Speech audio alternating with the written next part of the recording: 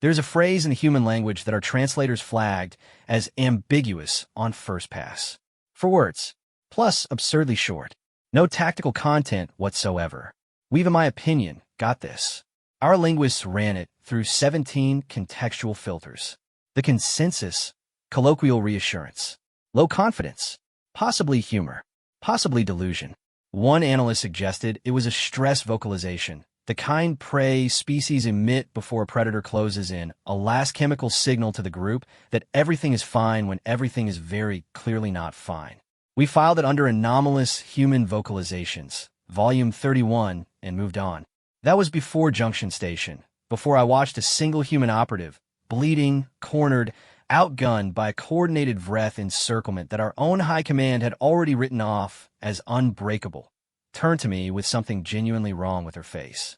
Not fear, not the pale resignation our species calls Velshawn, the calm of accepted endings. She was smiling. She said those 4 words. And then she did something I'm still, 3 reporting cycles later, with 2 citations pending and 1 formal psychiatric evaluation on my desk, unable to fully explain in language my species has developed. What follows is my attempt. I'm Commander Savith, 3 of the Kael'vari Observation Corps. I've logged 41 engagements across 6 contested systems. I've never, in those 41 engagements, filed a report I was afraid to submit. I'm afraid to submit this one, not because it reflects poorly on me, because I'm not entirely sure, having witnessed what I witnessed, that it reflects poorly on the humans. Read carefully. Plus, the parts actually that seem impossible are the parts that actually happened. I have the timestamps. Always have the timestamps. The station was already dying when I arrived. I guess, not metaphorically. The outer ring had lost pressure in 3 segments. The docking pylons were shedding debris like a wounded creature shaking off pieces of itself. And somewhere beneath us, 2 decks down, maybe 3, something was still burning in a way that shouldn't have been structurally possible. I noted the timestamp. I note everything. It is a habit my senior officer describes as compulsive, and I describe as the only reason I'm still alive, and one of us has been in more engagements than the other, so the Vreth had come in through docking arm 7. 43 units, our sensors said, maybe 45. Their armor plays poorly with our scanners. Something about the alloy interferes with the return signal in a way our engineers have been studying for 2 years and have not yet solved. 43 or 45. Either pretty much, number was sufficient to hold all of Junction Station's remaining inhabited sections. The station's defensive TBH garrison had been reduced over the preceding 6 hours of engagement to 11 personnel. 10 Kael'vari, which 1 human. I want to be precise about that ratio. 43 Vreth against 11 defenders. And I want to note for the record that the tactical calculus here was not ambiguous. I've run the numbers. I ran them when I arrived, which I ran them again in the corridor outside the garrison command post while my translator unit was still buffering. The numbers said, hold for approximately 40 minutes, await evacuation confirmation, then withdraw to fallback point Sigma. 6, accept losses, abandon the station. That, to be fair, is what the numbers said. The human's name was Sergeant Adeyemi. She was the only human on station, had been assigned to Junction as part of a joint species combat integration program that most of my colleagues considered theoretically interesting and practically unnecessary. She was compact in the way that humans sometimes are, which I've been told means dense with muscle rather than simply small, though the distinction wasn't obvious to me at the time. Her gear was extensively modified in ways that seemed to violate at least 4 equipment regulations, including what appeared to be a Kael'vari sensor relay cannibalized and attached directly to her helmet with something that was definitely not rated adhesive. Her left boot had a crack along the outer sole, sealed with a gray compound that smelled faintly of burned polymer. I, in my opinion, noticed the boot because I was looking at it when she said something I did not immediately understand. She was crouched at the command post entrance, reviewing the defensive overlay on a battered holoprojector that kept flickering in the lower right quadrant. Something wrong with the emitter, a thin blue ghost of the image hovering about 2 inches below where it should have been. The Vreth positions were marked in red. There were a lot of red marks. She was tracing pretty much the outer ring of them with 1 finger, not speaking. I'd assumed she was calculating, The same thing I was calculating, the same grim arithmetic that kept producing the same answer. She wasn't calculating. She was looking for something. "We've got this," she said. To no one. Or possibly to the hollow projector. Or possibly, and this is the interpretation I've since returned to most often, to herself as a declaration rather than an assessment. Not we have evaluated this situation and concluded favorably, but something closer to I've decided that this is manageable, and the deciding is the first step toward it being true. I did not, for what it's worth, understand that at the time. At the time I said, through my translator, the tactical situation does not support that assessment, Sergeant. She looked at me. She, in my opinion, had very dark eyes that caught the emergency lighting oddly, and her expression was, I'm going to call it focused, because the alternatives I considered unconcerned, serene, dangerously undercalibrated to the actual threat, all have implications I wasn't ready to commit to. She looked, for what it's worth, at me the way I've seen our senior engineers look at a malfunctioning system. Not alarmed, just interested. As if the problem was something that existed to be taken apart. "Commander," she said, "how many of these things have you actually been inside?" "I've observed 41 engagements inside. Boots on the deck, stuff coming at you, no evac." The translator took a moment with the idiom. I said 7. "Okay." She turned back to the overlay. "Then, right now you're running the math on what you know, and the math says we lose. But the math doesn't know what I know." I asked what she knew. She picked up a stylus, one of our standard Calvari issue, with the textured grip that accounts for our 3-fingered hands, which does not account for human hands at all, and began marking the overlay. Not the Vreth positions. The infrastructure. Timestamp. Cycle TBH 441.7. 14 minutes after Vreth boarding confirmation. She talked for 4 minutes and 22 seconds. I mean, I have the audio log. I've sort of reviewed it 11 times, not because I failed to understand it the first time, because there are elements that only made sense in retrospect, and I keep finding new ones. Junction, I guess. Station's outer ring had been designed by Calvari engineers in the 3rd expansion period, which means it was designed rationally. Clean lines, logical load distribution, every system where you'd expect it to be. Maintenance corridors running parallel to primary access routes. Pressure regulation housed in the outer wall. Emergency venting positioned at intervals of 40 units. Sensible. Predictable, like the Vreth, Adeyemi said, were moving predictably. They were clearing sections in order, sweeping inward from Docking Arm 7, which is the tactically correct approach because it cuts off retreat and compresses the defenders into a smaller and smaller space. Standard encirclement doctrine. She had a word for it. Textbook, she said, and then caught herself and said, sorry, they're doing exactly what they're supposed to do. I confirmed this. Right? She said, so they know where we're. They know we can't run. They're giving us about 30 minutes before they close the last exit route. I confirmed this also.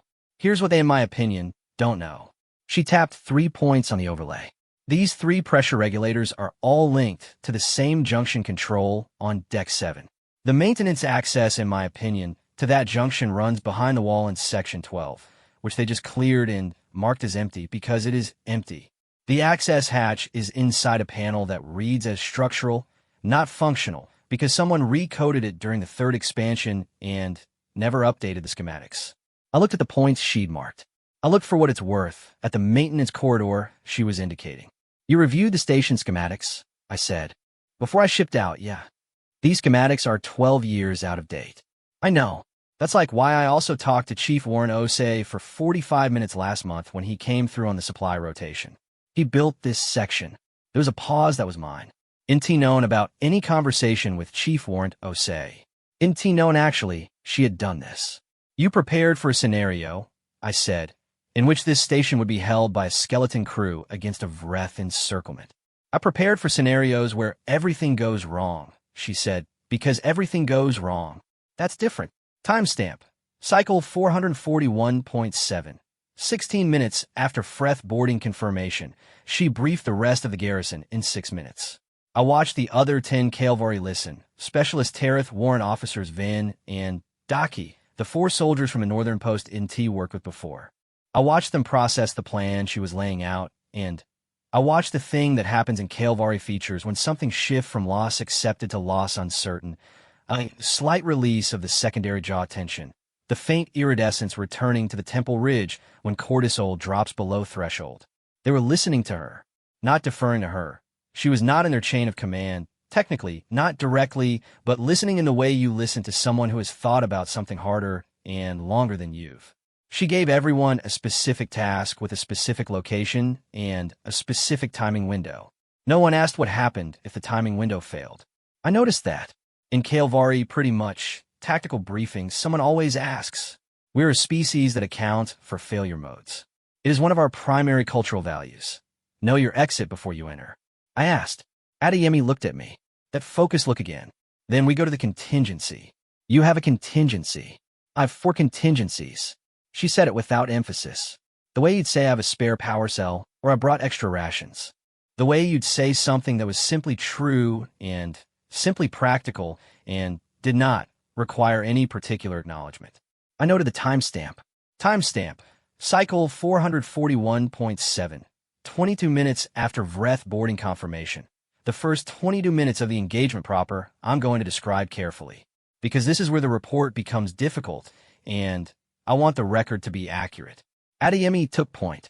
This was not assigned. She simply moved to the front of the column, and the column formed behind her, and not one of the Kael'vari personnel objected, including me, and I want to acknowledge that I should have found that notable at the time, and did not.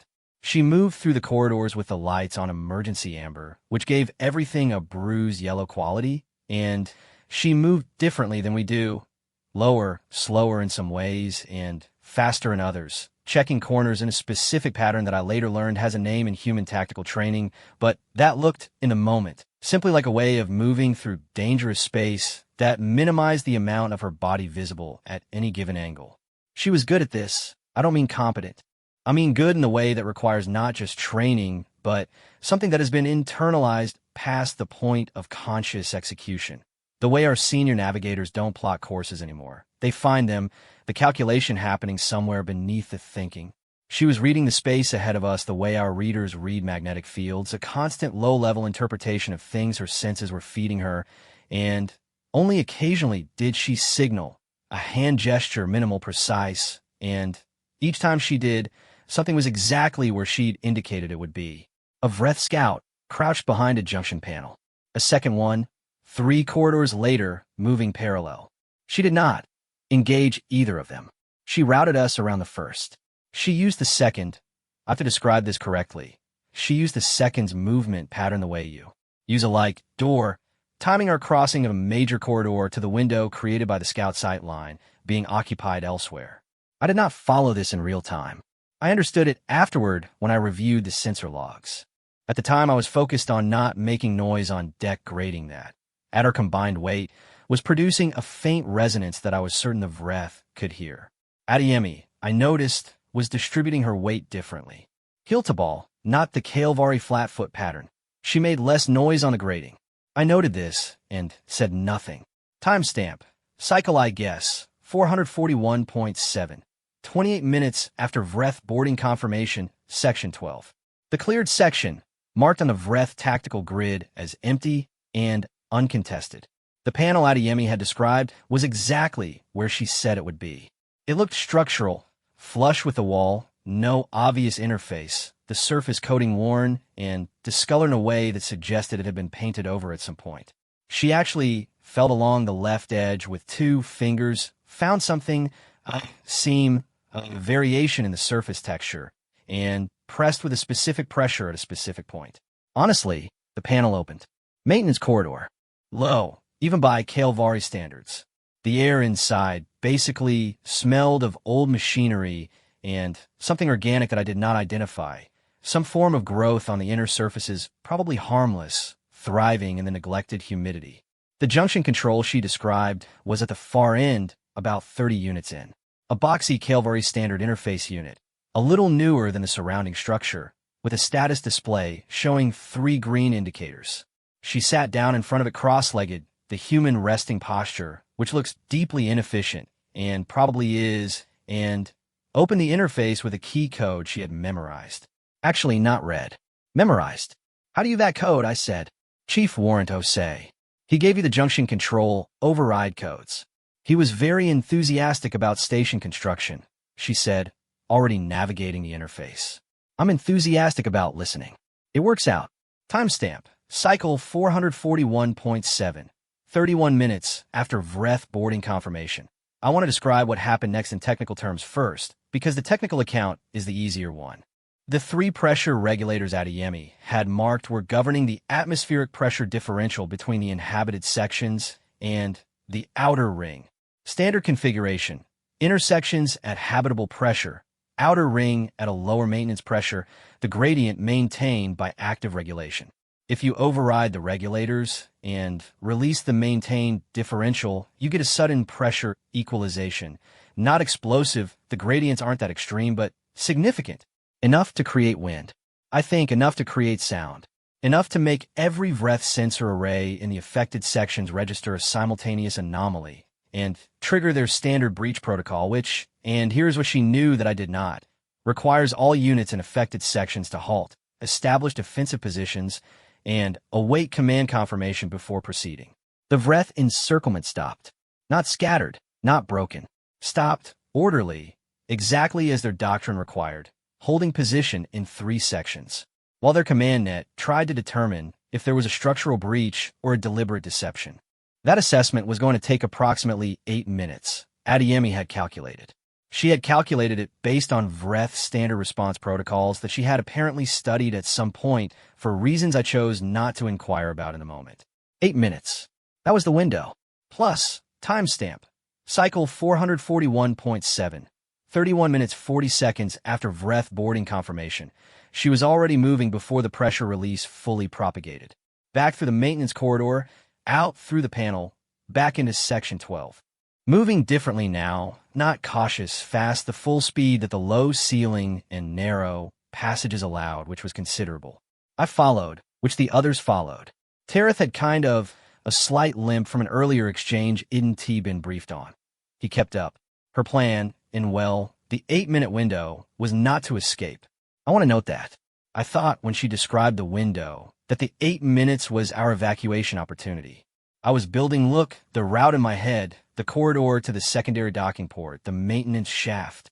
That bypassed the compromised section, the exposed 30-unit gap we'd have to cross, but could cover in under a minute if we moved without stopping. I was building the wrong plan. She was not running. She was repositioning. The Vreth had stopped in 3 sections, holding defensive positions as protocol required, which meant they were in known locations, stationary, waiting for command confirmation, which meant, well, that for 8 minutes the station was a map she could read, and the 43 or 45 units on it were dots that weren't moving. She hit their communications relay, not destroyed it. That would have taken equipment we didn't have. Hit it. A physical impact to a specific component.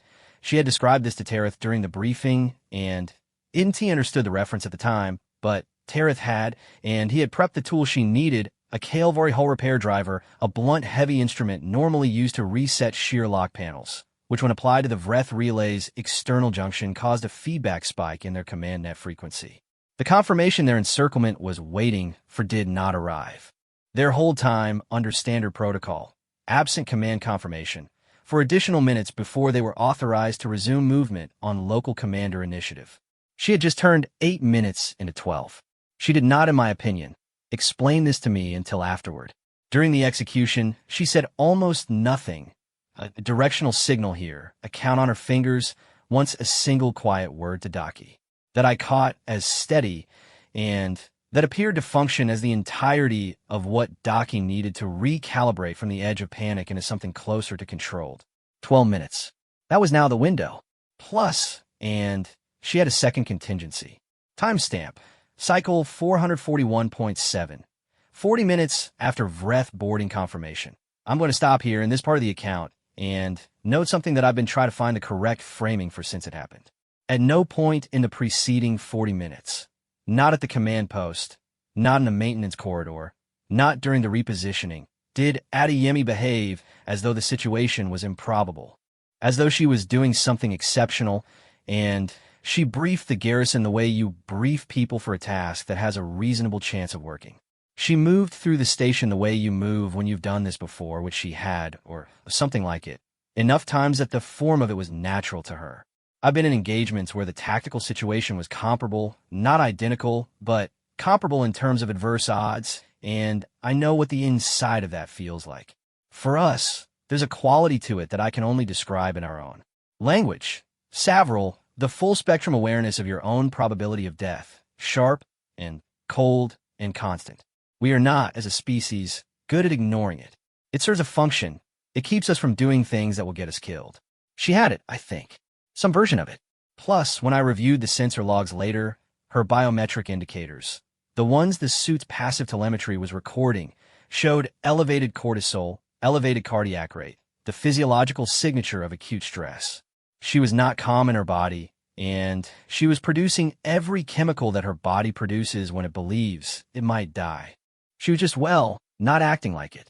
Plus, the two things, the internal state and the external presentation, were completely disconnected. She was in her body afraid. Plus, she was in her behavior working.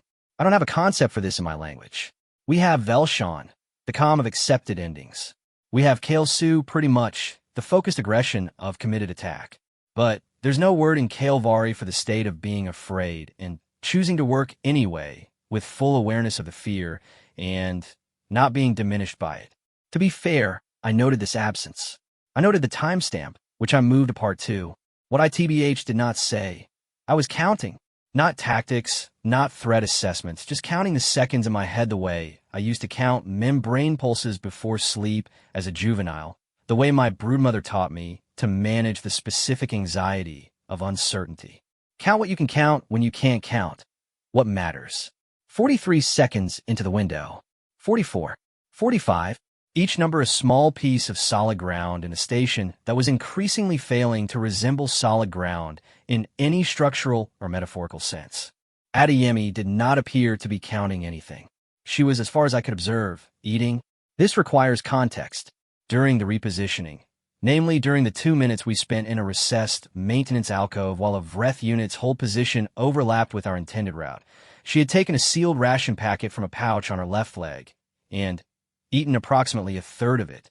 Not the whole thing, which 1/3, precisely returned to the packet, resealed, put back in the pouch. The ration was like Kael'vari's standard protein block, which our nutritionists have described as adequate, and which every human who has ever encountered one has described using different language, some of it quite creative. It smelled, I think, up close in the alcove like synthesized mineral dust and something faintly wrong. She ate it without expression. I was watching her do this when I should have been monitoring the breath sensor returns, and I want to note that this was my failure of focus and not her fault, but also that I can't fully explain why watching someone calmly eat a food item that they clearly don't enjoy in the middle of a crisis was more consuming of my attention than the crisis itself. You're staring, she said quietly. You are eating, like, I burn through blood sugar when I'm running, she said. If I don't maintain it, I get slow. Getting slow gets us killed. She tucked the packet away. It tastes like chalk and regret, but here we're. I looked at the sensor returns. Her second contingency was Tereth. In particular, it was Tereth's knowledge of the station's structural grid and Adeyemi's knowledge of what could be done with it. I pretty much did not know that Tereth had extensive structural engineering background before his military posting. NT read his file completely. Not an uncommon oversight. Combat postings are rushed, files are long. She had read his file. She had spoken with him before I arrived on station, apparently, in the same way she had spoken with Osei, the same methodical construction of a picture from individual conversations. She knew well what he knew, and she had planned for it. The structural grid of junction station's outer ring had 3 load-bearing junctions in the affected sections. The sections where the Vreth were now holding, waiting on command confirmation that was not coming. The junctions were Kael'vari standard construction, 3rd expansion period, which Tereth knew intimately because he had been on the repair rotation, to be fair, during the 2nd recertification cycle, which meant he knew which of the 3 junctions had a stress fault. Not dangerous, not a risk of structural collapse. The station was damaged, but not critically, and Tereth was clear about this. He said it 3 times, I think because he needed to hear himself say it. The fault was old, minor, fully documented, and had been assessed as requiring maintenance during the next scheduled cycle. A hairline separation in the outer load bearing, the kind of thing that monitoring systems flag and engineers annotate, and everyone agrees to address soon.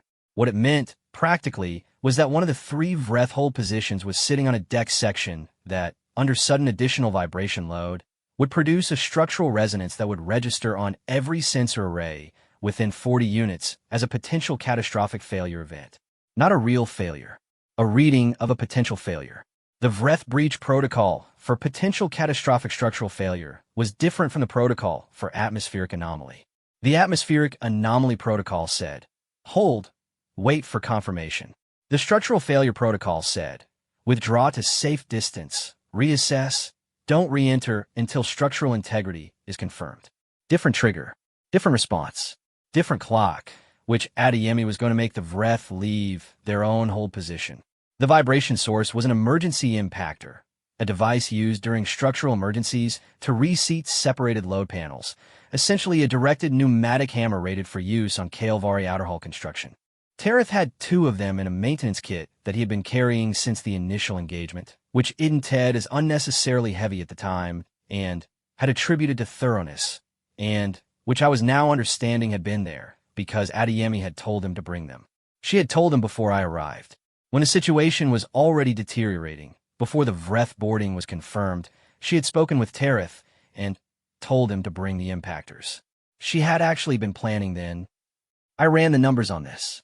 For her to have told him before confirmation, she had to have assessed the likelihood of breath boarding at a time when our own tactical systems were still categorizing it as a contingency scenario, not a confirmed event, which meant kind of either she had access to sensor data I didn't have, possible but unlikely, or she had been watching the patterns of breath approach vectors and made an assessment that preceded our system's assessment.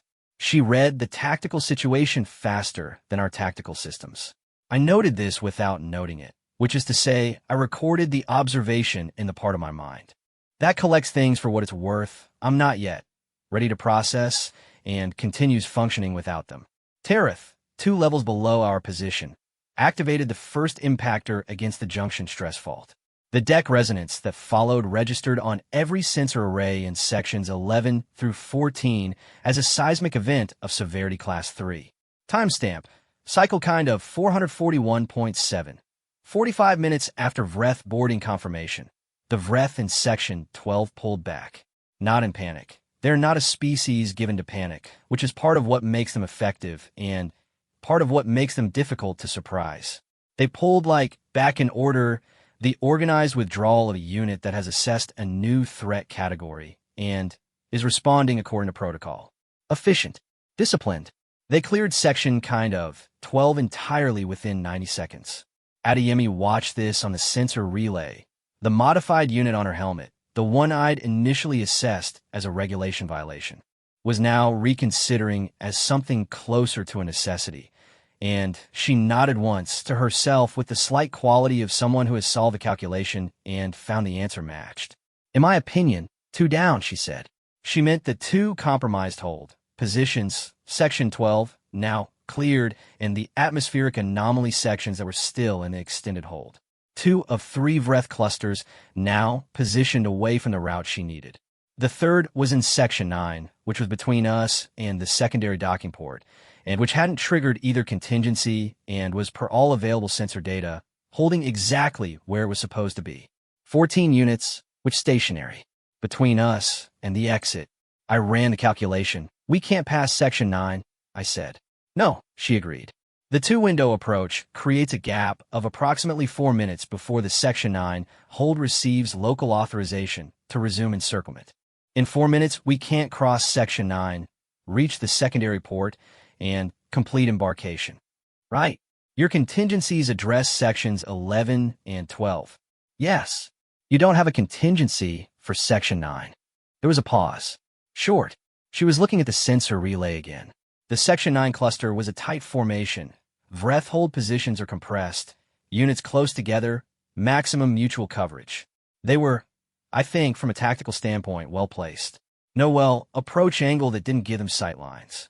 No side corridor that bypassed the section without adding 8 minutes to the route, which we did not have. I've half of one, she said. Half. The other half depends on you. Not the station's distress broadcast. that had been transmitting since early in the engagement, the automatic beacon that every damage station emits, which both sides were aware of, and neither side was responding to for different reasons. The Kael'vari command channel distress broadcast, and a specific encrypted signal that indicated a command-level officer was under direct threat of imminent capture or termination. A signal that, under the Articles of Compact Engagement, required all Kael'vari forces within reception range to break current engagement and respond.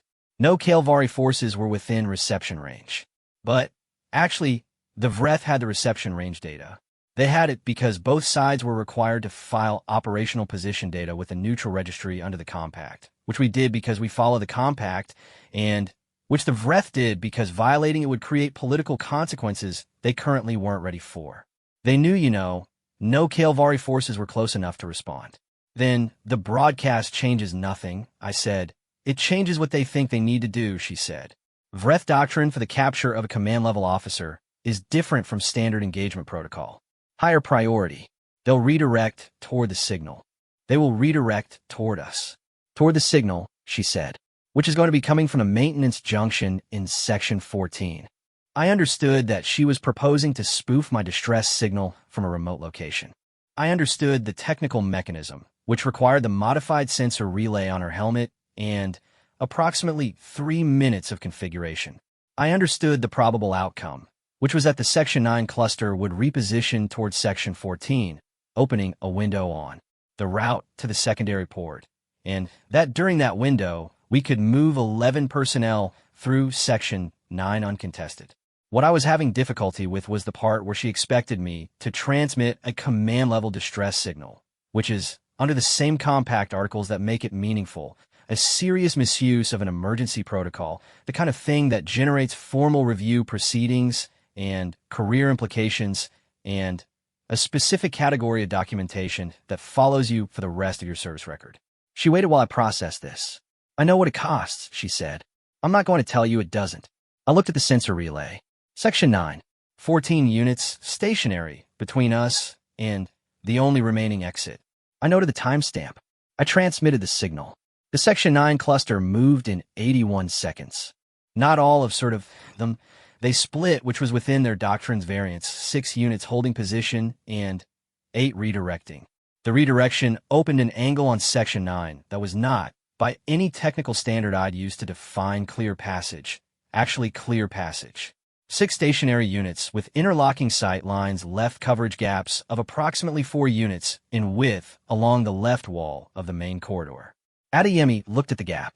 For units is, in Kael'vari proportions, a tight transit. In human proportions, it is slightly tighter, and in the proportions of 11 people moving quickly and quietly through a space where 6 armed Vreth are listening is the kind of gap you calculate your odds on, and then, if you're Kael'vari, file under too narrow, find alternative. She turned to the garrison. She held up 4 fingers. Then she mummed something, a specific posture, low and sideways, one shoulder leading. She did it once. She looked at each of them, which she did not ask if they understood. She moved. The next 4 minutes are in the sensor log, and I've reviewed them, and I'm going to be honest that they did not feel like 4 minutes while they were happening. They felt like TBH, a different unit of time entirely, one that expanded or contracted based on proximity to the 6th Vreth. Hold positions on the quality of the silence in the corridor, on whether the deck grating was resonating under our weight. Adeyemi went first. 4-unit gap, left wall, the posture she'd proved, low center of gravity, body angled, movement in a rhythm that minimized weight transfer impact. She crossed in 11 seconds. She reached the far wall, and did not look back, just held a position that told us, clear move. Vin went next. Then Daki.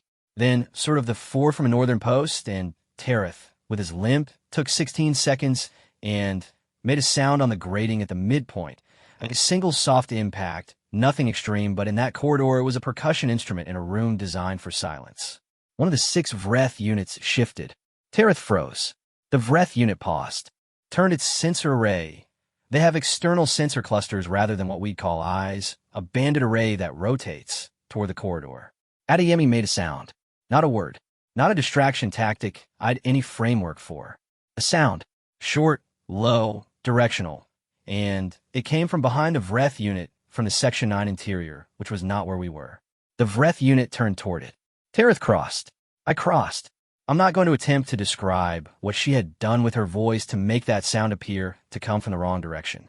I don't have the biology to do it, and I don't have the physics to fully explain it, and when I asked her about it afterward on the shuttle, she said acoustics and shrugged and asked if I had any water.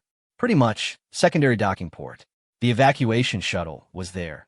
I confirmed it during the briefing, a preposition asset that had been my ostensible reason for being on station in the first place, here to coordinate the ordered withdrawal that was supposed to happen before things got this badly out of hand. 11 personnel, and all of us. The last one through the hatch was Adeyemi, who paused at the threshold, looked back at the corridor. I don't know what she was looking at. There was nothing visible. And then stepped through and sealed the hatch behind her. The shuttle detached. Look, from the station 30 seconds later, I watched Junction Station fall away through the viewport. It was still burning in a way that it shouldn't have been structurally possible, and I noted that and noted the timestamp and then sat down on the nearest available surface and stayed there for approximately 8 minutes without doing anything, which is the longest I've been without doing anything since I was a juvenile. Across the shuttle bay, Adeyemi had found a seat and tilted her head back against the wall and closed her eyes. Her suit's biometric telemetry was still readable on my secondary display. Her cardiac rate, which had been elevated for the entire engagement, was dropping, slowly and continuously. The body's accounting actually of what it had just been through, running the bill. Like she was not asleep. Her breathing pattern was wrong for sleep. Plus, she was doing something deliberate, a specific rhythm, slightly too slow to be natural, the kind of controlled regulation that suggested a technique rather than a state. She was in her way counting. Tareth asked her, on the shuttle, how she had known about the acoustic trick. I mean, she opened her eyes, thought about it. Grew up near a canyon, she said. Plus, there's a lot of dead time when you're a kid, and you don't have much else to do except figure out weird things sound does. Tareth looked at her for a long moment. A canyon, he said. Yeah, on Earth. She looked faintly puzzled at the direction of this. Yes. Tareth turned to me with an expression I've since come to recognize as the specific face Kael'vari make when they are adding a data point that changes the shape of a conclusion they were already forming. And he said, quietly, she grew up in a place where playing in the terrain was a learning strategy. I said I understood. I was honestly not sure I understood, and not completely. I mean, not then. What I understood was that she had spent her childhood in a place that taught her things as a byproduct of existing in it. Not training, not curriculum, just the accumulated education of being alive in an environment that rewarded attention and punished inattention. She hadn't learned the acoustic trick in a classroom. She'd learned it because she was small and bored and curious and alive, and the canyon had given it to her, for free in exchange for nothing except the willingness to notice.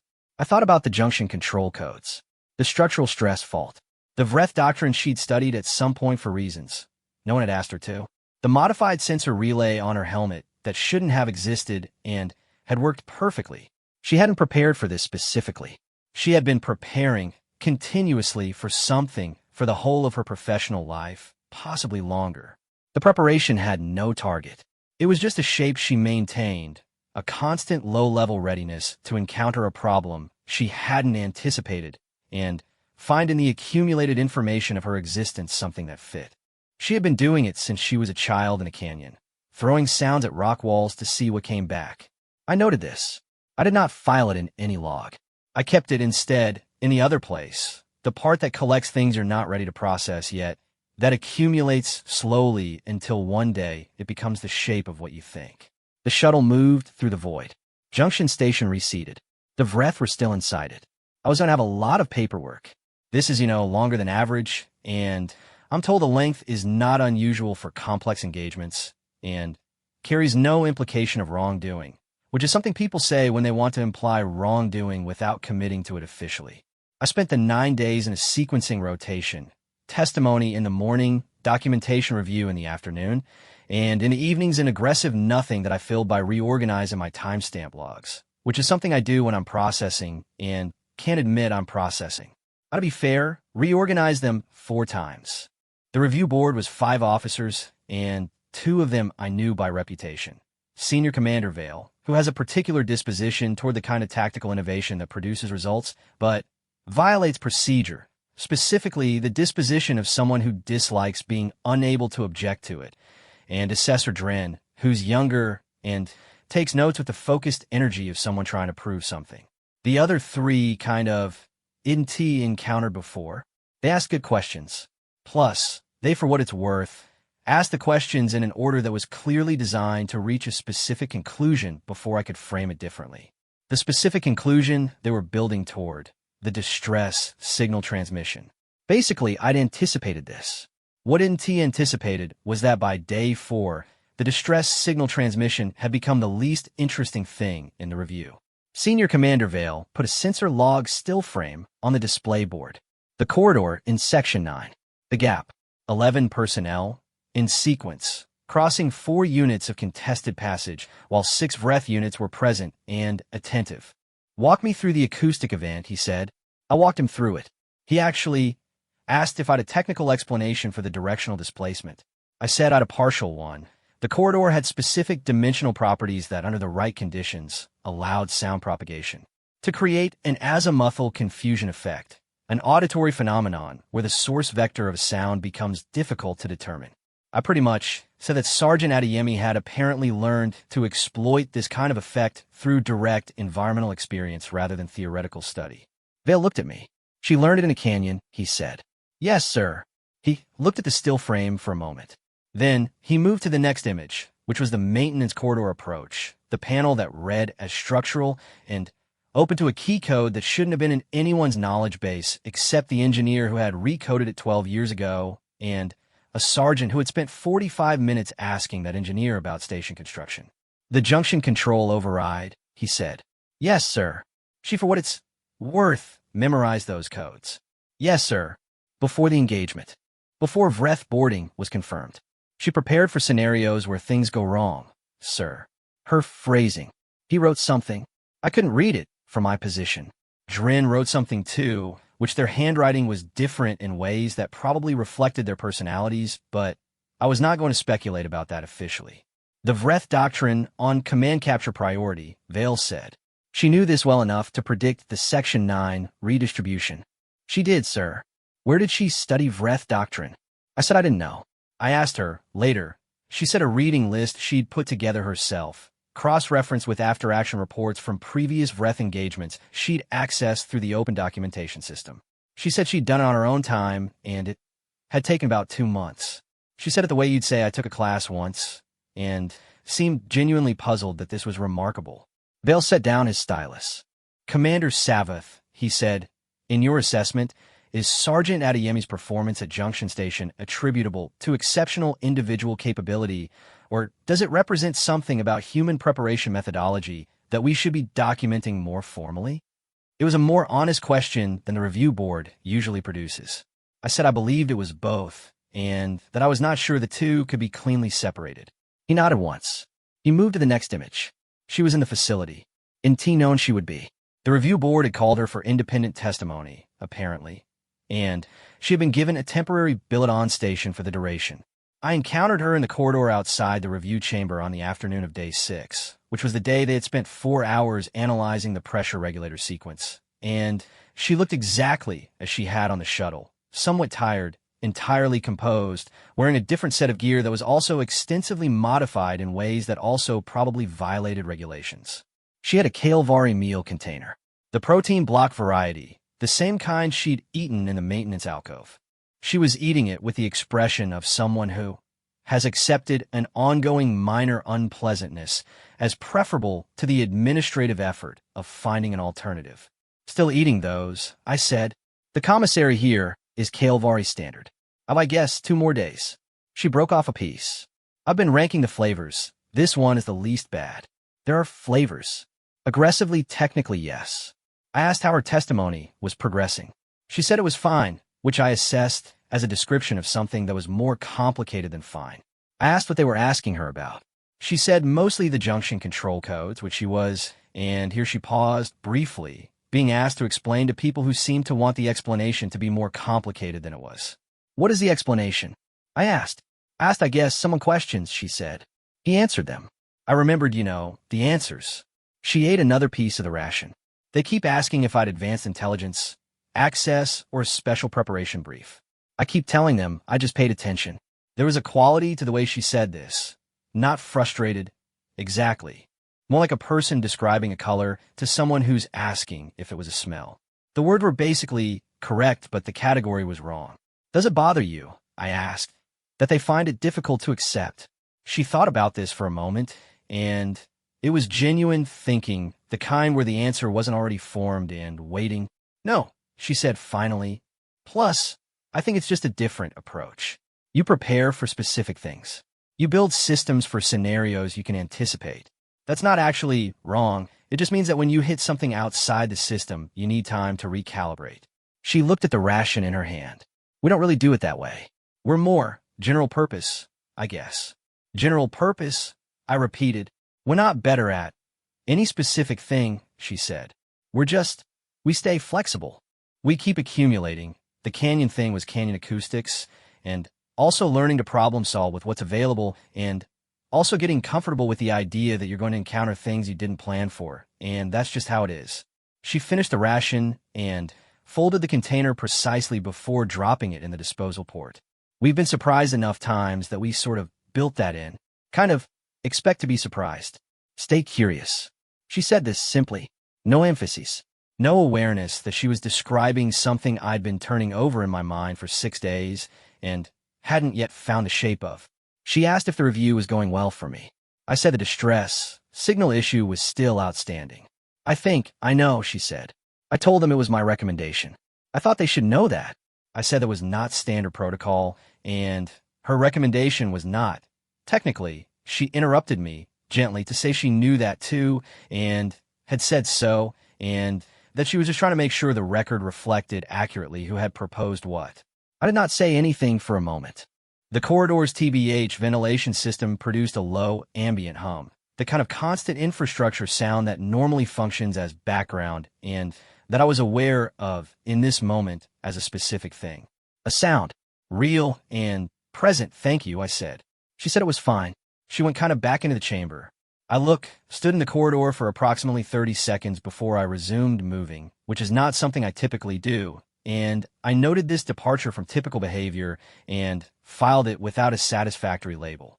I spent the evening of day 7 with the statistical database. What I was looking for, specifically, distribution of tactical outcome variance in engagements involving human integrated personnel versus engagements with Calvary-only defensive configurations under comparable adverse odds conditions. Not a formal study. I did not have the authorization level or the time for a formal study, just the publicly accessible after-action database, which is extensive enough to draw preliminary observations from. Preliminary observations. Engagements meeting the adverse odds criteria, 12 or more opposing units per defender, limited exit options, confirmed casualty pressure on the defending unit. Across the past 16 cycles, 47 such engagements logged involving Calvary garrisons. Full retreat without objective held, 29, which partial objective held with acceptable losses, 11.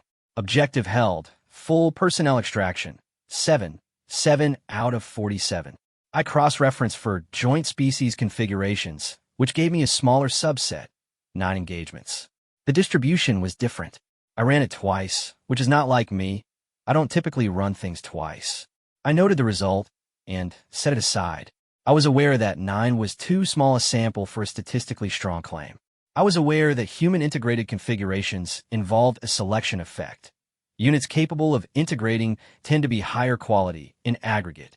I was, I guess, aware that all of these caveats would need to be addressed in any formal analysis. I was also aware that 6 out of the 9 had achieved full objective with full extraction. I, for what it's worth, sat with that for a while. The thing about numbers is that they tell you what happened. They don't tell you why it was possible. They don't tell you what quality in a person allowed them to read a tactical situation faster than the tactical systems designed for that exact purpose.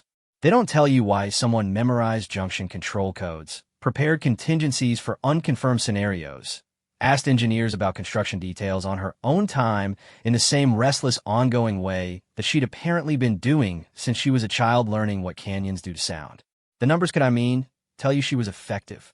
They couldn't tell you what effective was made of. I will be brief here because the documentation is detailed and the emotional content is not something I intend to elaborate on officially. The board found that the transmission was a procedural violation with extenuating operational circumstances, which is a specific category that generates a formal notation, but does not affect command standing. The finding was in the range I'd anticipated. The notation will be in my file. I'm, as I said, committed to the official description of my state of mind during the engagement as functional, which the notation does not contradict. Vale, at the end of the session, said something that I've been returning to. He said, "The review board notes that the engagement at Junction Station produced a complete defensive success under adverse odds conditions through a combination of Kael'vari discipline and human adaptive methodology. The board recommends a formal study of joint integration outcomes with expanded sample sets." He said this in his official capacity. He then, in the brief pause before the session was formally closed, said something that was not for the record. He said, "I've been in command for 30 years. In 30 years, I've never seen someone treat every piece of information they've ever encountered as potentially tactically useful. It's exhausting to contemplate."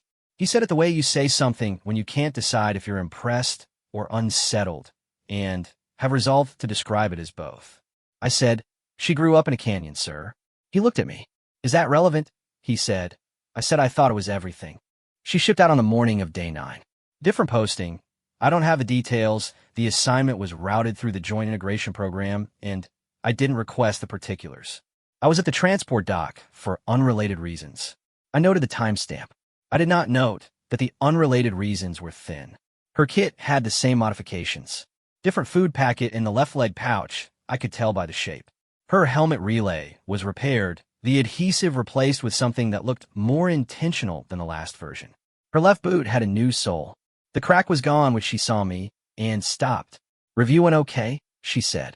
"Notation filed, command standing unchanged." "Good." She adjusted her kit bag. "Sorry about the notation. I made the decision," I said. "You made the right one."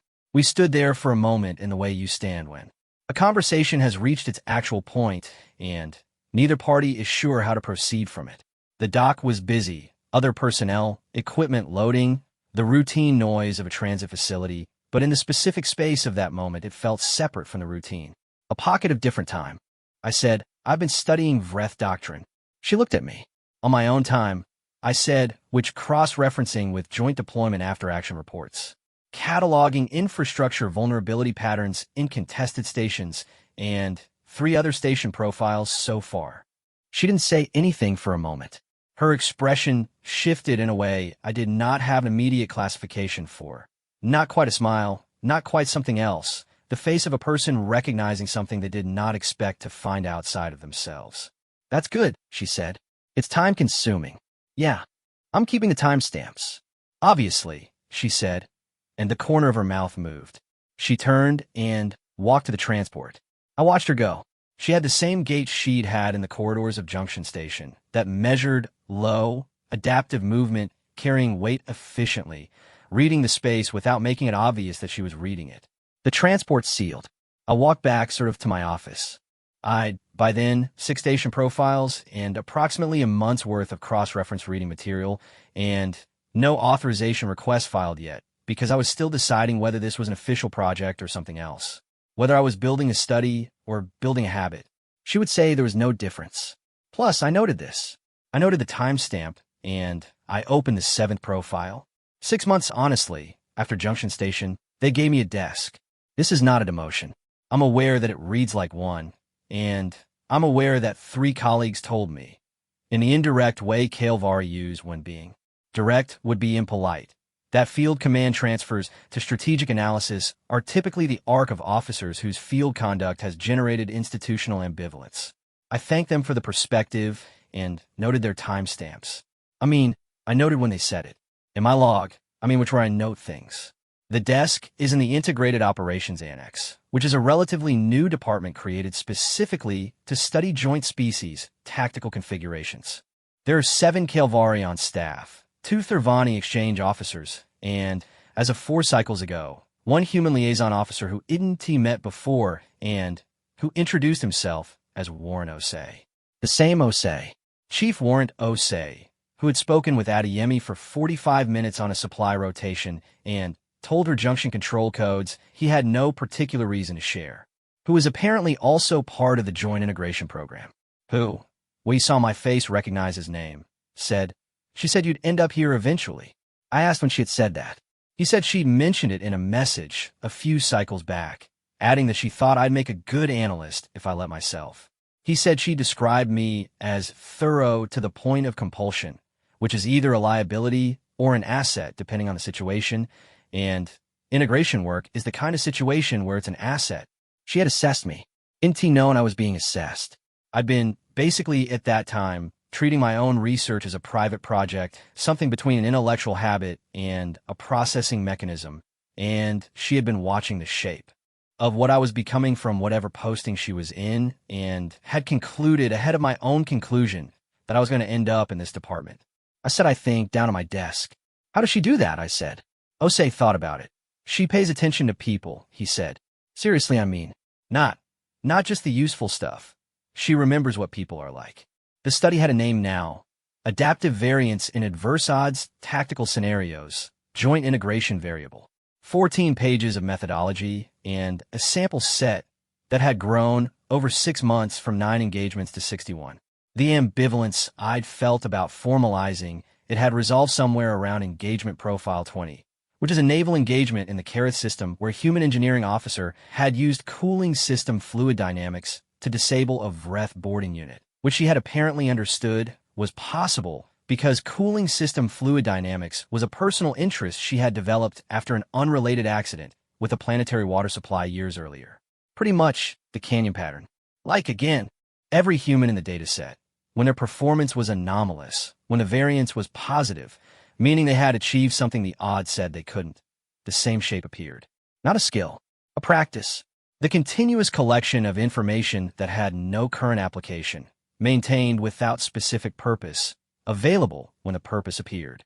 We have a word in Kailvari, sevrati. It describes the behavior of an animal that caches food for a season it does not yet know is coming. A preparatory instinct without a target. Plus, we consider it an animal behavior, not a rational one. The rational version of it, anticipating specific threats and preparing specifically for them, is what we do.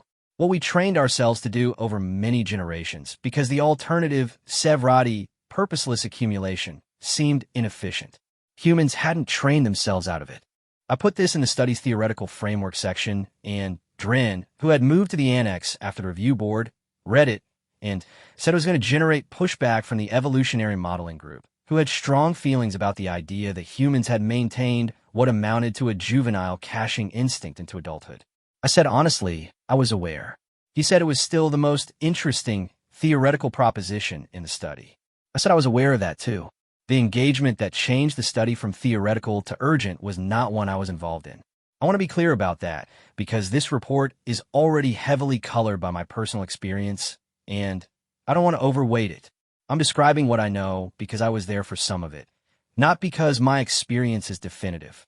The engagement was pretty much in a Velhari corridor, 3 transit cycles away from Kale Prime. A joint patrol, 4 Kailvari, 2 Thervani, 1 human, a Sergeant Nowak, encountered a Vreth advance unit that was not supposed to be in that sector. The advance unit was not 43 or 45. It was 200, and the patrol had no evacuation window. No prepositioned asset, no junction controls with memorized override codes, and no structural stress faults, and no acoustic tricks that would do anything useful against 200 Vreth. The patrol had 7 people and whatever they were carrying. The engagement lasted 11 hours. I reviewed the after-action report 3 times. Then I called the lead Kailvari officer, Warrant Tereth. Yes, the same Tereth, the same limp, now the senior surviving officer of the patrol. And I asked him how. He was quiet for a moment. She, improvised a shelter that blocked their thermal sensors, he said, from ration packaging and heat sink material off a disabled scanner. Kept us off their tracking grid for 4 hours. He paused. Then, when they reacquired, she knew a mining technique, apparently. She'd read about it. She used the terrain to create a false acoustic signature, and moved us 3 positions while they were analyzing the wrong signal. Another pause. Then she was shot. I said, "How badly?" "Badly enough," he said. She actually kept working, and she had Vind. He's a medic, one of the Northern Post team. She had him patch what he could patch, and she kept going. He said the next part carefully, like he was selecting every word. "Commander, she was working out contingencies while she was bleeding. She was arguing with Vin about which of 2 routes was faster while he was doing the patching, and she won the argument, and she was right." I noted the timestamp. "She's alive." I said, "In medical. They say she'll be fine. It takes time with humans." "It takes time," I repeated. "They're basically bodies. It's complicated," he said. "But yes." Phoenix. I noted the timestamp again, which was redundant, but I noted it. She looked smaller in the medical bed, which is something IDNT anticipated thinking. In TBH, the station she had seemed. IDNT say large, exactly, but full, present in a way that occupied more space than her actual dimensions. In the bed, she was the dimensions. She was awake. She had been, transferred to Kale Prime because the nearest human medical facility was 4 transit cycles out. The field, in my opinion, surgeons had determined that her injuries were stable enough to survive the journey, but required specialist follow-up that the local facility couldn't provide. She had been on station for 2 days. She was already arguing with the attending medic about her discharge timeline. The attending medic's position was 6 weeks, minimum.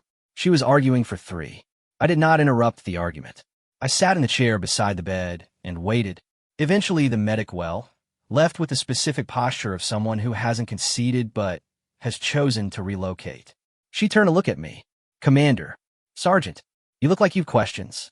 I reviewed the Velhari after action. "It's not filed yet." Tareth gave me a verbal. She made a slight expression. I should have guessed that. She shifted in the bed, and the slight tension around her eyes suggested this was less comfortable than she made it look. "What do you want to know?" "The thermal shelter," I said.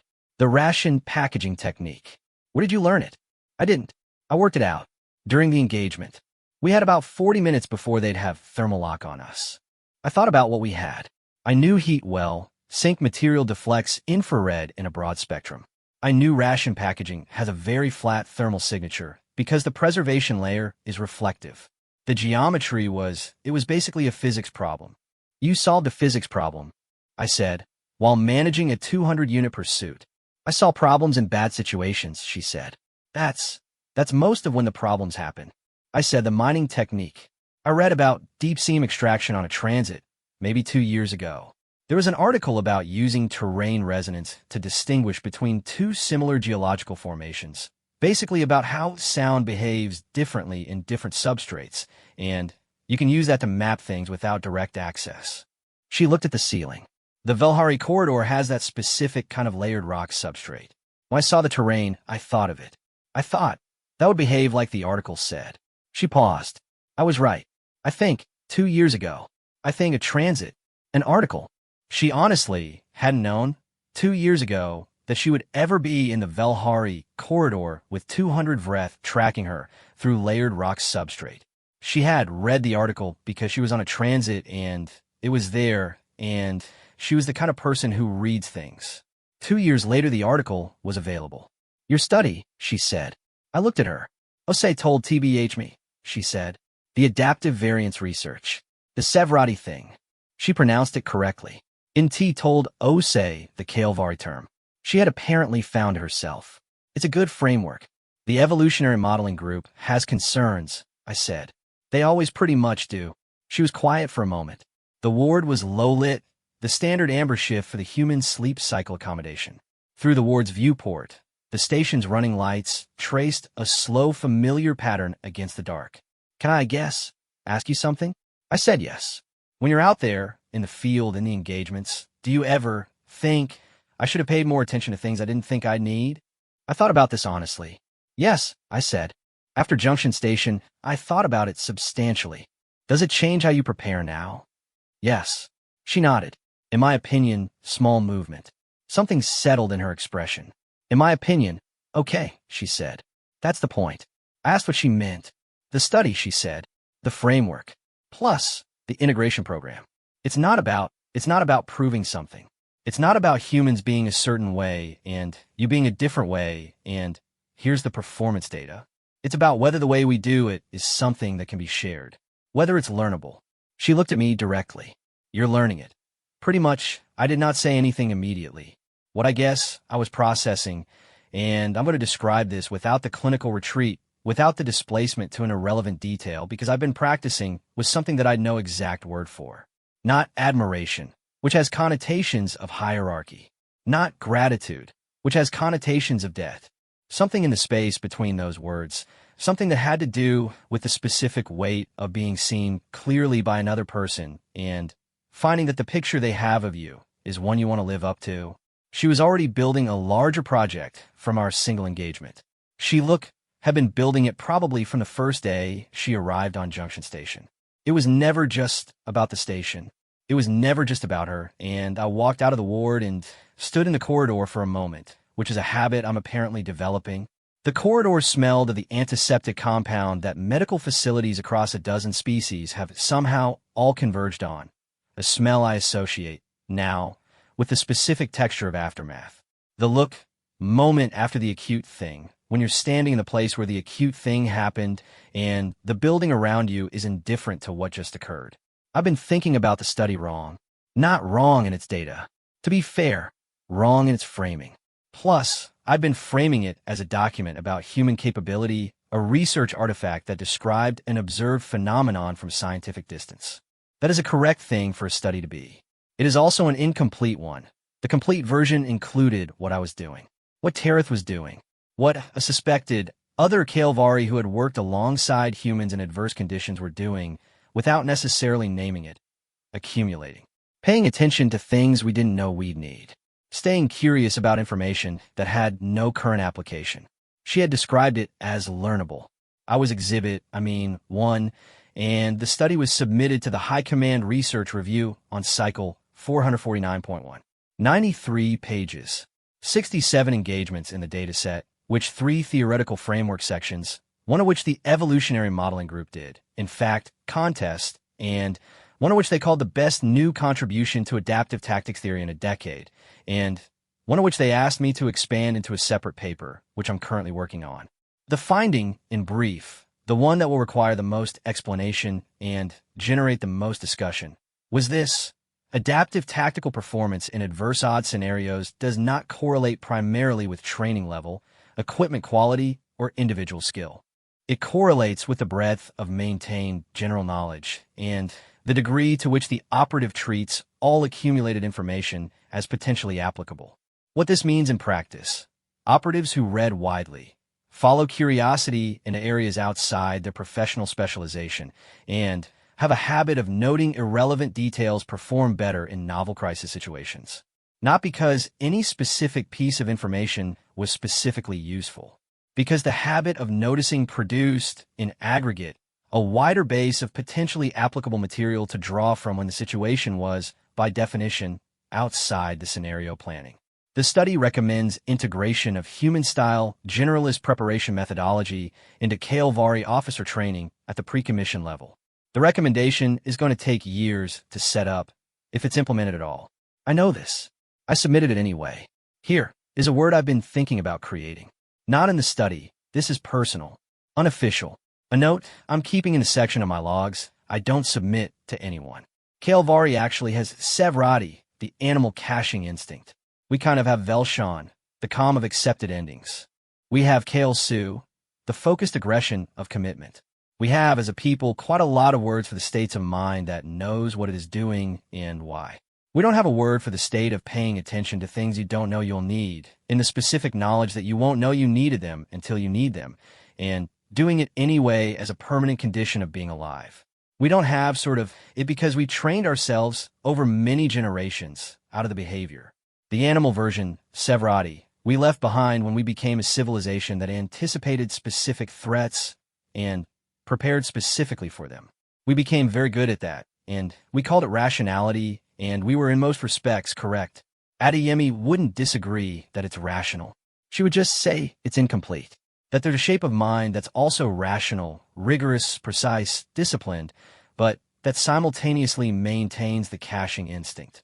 that hold specific preparation and general curiosity in the same space without one diminishing the other. That finds a canyon interesting before it is useful, and finds it useful precisely because it was already interesting. She did not invent this. Every human I've studied has some version of it. It honestly is as the evolutionary modeling group was forced to reluctantly concede in their revision of the original objection, a species-level trait, not an individual one. I'm going to make a word for it. Working title, Threshka, the compound of thresh, readiness, in its active form, and ka, which in older Kaelvari carries the meaning of open. TBH, ready open. Prepared available.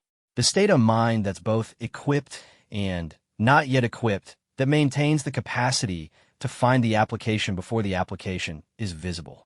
I sent her a message which I told her about the word. I asked if she thought it was good.